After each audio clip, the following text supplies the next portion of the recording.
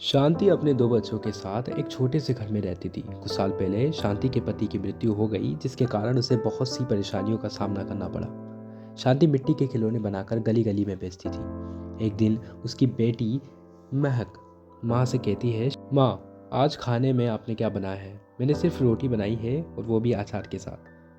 तो उसकी बेटी महक माँ से कहती है कि मैंने कल भी रोटी और अचार ही खाया था, और उसके साथ पहले भी इतने ही दिनों से आप मुझे सिर्फ रोटी और अचार ही खाने को दे रही हो। मुझे ये रोटी और अचार नहीं खाना है। तभी शांति बेटा चिंटू रोता हुआ आता है। माँ, मुझे भी आइसक्रीम खानी है। जो गोलू रोज़ आइसक्रीम खाते हुए मुझे चिढ़ाता है। जब पापा हमारे साथ थे तो वो रोज़ शाम को हमारे लिए आइसक्रीम लाया करते थे। उनके मरने के बाद हमें ना तो आइसक्रीम खाने को मिलती है और ना ही अच्छा खाना। मेरे बच्चों, तुम भगवान पर भरोसा रखो।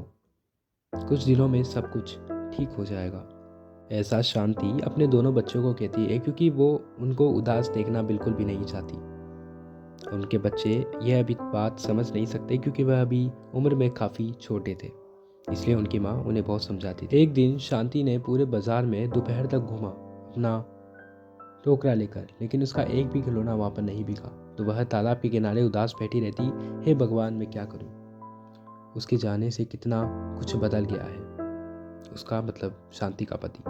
न मेरे बच्चों के पास पहनने को अच्छे कपड़े हैं, न पढ़ने को कॉपी किताबें हैं, न खाने को अच्छा खाना है। जब वह जीवित था, मेरा पति, जब उसका सारा जीवन कितना अच्छा था हम सबका।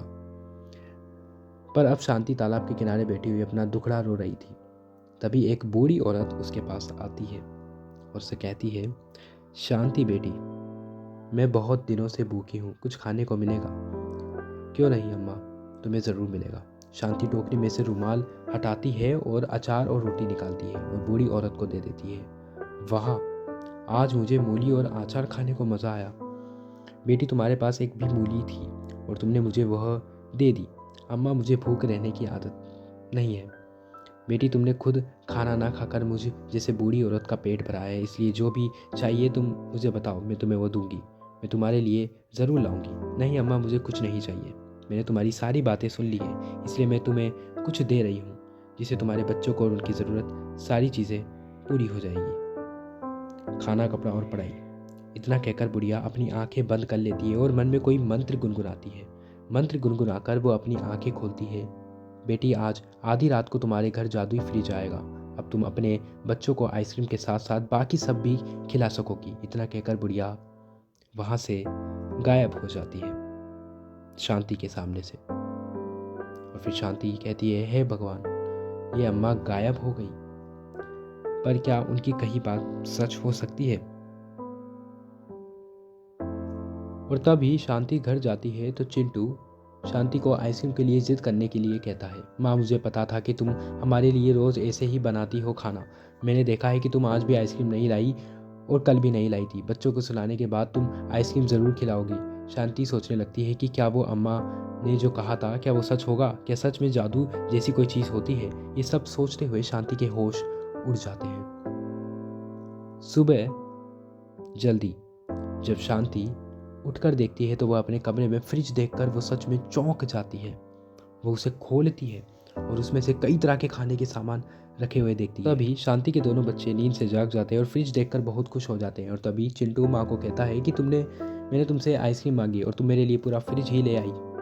हाँ, कोई आम फ्रिज नहीं है चिंटू, ये एक जादुई फ्रिज है, इसलिए इस फ्रिज के बारे में किसी को मत बताना। अब शांति या बच्चे की उस जादुई फ्रिज से भी मांगने की उन्हें मिल जाएगा जो भी वो उन्हें चाहिए था। अब शांति और बच्चों के पास सब कुछ था, कपड़े, खाने की चीज़ें, पढ़ने की चीज़ें, कॉपी किताबें। एक दिन शांति के पड़ोस में रहने वाले मॉडल को जादुई फ्रिज के बारे में पता चल गया। अब मुझे समझ में आया कि इस बेचारी शांति को कैसे इतने सारे कपड़े और उसके बच्चों को इतनी सारी चीज़ें मिलती जा रही है। अब चाहे कुछ भी हो जाए, मैं ये जादुई फ्रिज को चुरा लूँगा। ये देखकर मोटल चुपके से आधी रात को शांति के घर जाता है, जब सब सो रहे होते हैं। और जैसे ही वो फ्रिज उठाने की कोशिश भी करता है, जो कि वो रात में चुपचाप घर के अंदर घुस कर आया था, उसे एक ज़ोरदार झटका लगता है। मोटल ज़मीन पर गिर जाता है, दर्द से कराहने लगता है। शांति और बच्चे मोटल लाल की आवाज़ सुनकर जाग जाते हैं। अरे भाई, तुम इतनी रात को हमारे घर में हो? माँ, कल मैंने मोटल अंकल को घर के अंदर झांकते देखा। मैं मर गया, मैं मर गया। मोटल को दर्द से सवारी करते हुए देख महक और चिंटू ज़ोर ज़ोर से हंसने लगते हैं। अंकल, फ्रिज को एक बार और छू लो। अगर मैंने इसे अभी छू लिया तो मैं स्वर्ग चला जाऊंगा। सिर्फ तुम्हारे हाथ ही है, लेकिन अगर तुमने किसी और को जादुई फ्रिज के बारे में कुछ भी बताया तो तुम ज़रूर स्वर्ग या नर्क पहुंचोगे। और अधिक अलाल कान पकड़कर बोलता है, मोटल, नहीं नहीं, मैं इतनी जल्दी नहीं मरना चाहता। मैंने यहाँ आकर तुम्हारी जादुई फ्रिज चुराने की गलती की, मुझे माफ़ कर दो, इसलिए मैं यहाँ से चला जाता हूँ। यह मोटल देखकर वहाँ से भाग जाता है। तभी शांति हाथ जोड़कर वृद्ध एएमआई को धन्यवाद देती है। ये सब होने के बावजूद मोटल उन सभी से माफ़ी भी मांगता है उसी रात। और वो वहाँ से उस फ्रिज को नहीं खिसका पाता है, ना ही चुरा पाता है। वो उन्हें बिल्कुल सच बता देता है जो कि वो उस घर के अंदर करने आया था। वो वहाँ से चले जाता है और तब भी सब प्रार्थना करते हैं।